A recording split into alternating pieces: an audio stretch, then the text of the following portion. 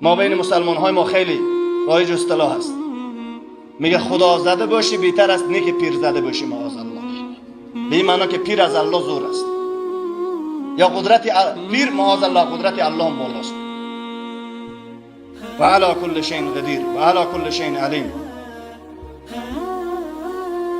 اگر کسی چه قسم همین تو کلمات به زبان شما میآید آزاد گفته میشه، مرتکه میگه اوش شو که پیر زده نشی، خدا زده شدی مشکل نداره که پیر زده اگه شدی که تباه شدی دیگه. و بدبخت مسلمان یک عمر در اسلام و در کشور اسلامی تیر کردی، به تذکره تو تنها دین نوشته باشه مسلمان نمیشی. پیر بابوی کلمه میخوان به شعار دین تنها کلمه میخوان، تو مسلمان نمیشی.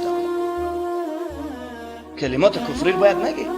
جز همین کلمه کفری باز کلمه دیگر چی میگه؟ هر شهر یک صاحب تصرف داره.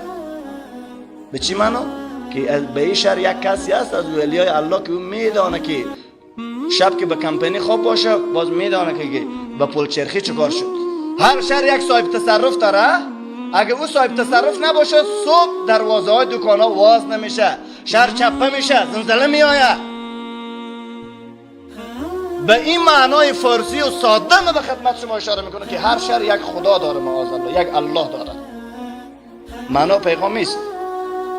و در کلمه چی گفته؟ لا اله الا الله. الله یکیست دیگه، ذره شریک نداره.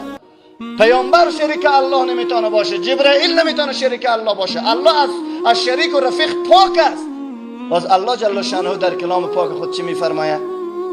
پیامبر هر شایستگی زیبایی داره، اما پیامبر غیب نمیدانه.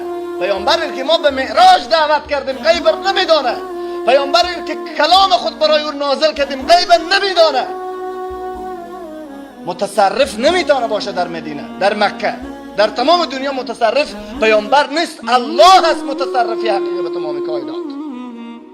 این کلمات کفری سلمان بیخبر یه جز تزکیه داره، جز پاک نفسی داره، یه جز ذکر و اذکار خود داره. نعوذ بالله. اگر کسی بگه که خدا زده باشه بهتر است نه که پیر زده باشه معاذ الله، این الفاظ کفری است، کافر میشه.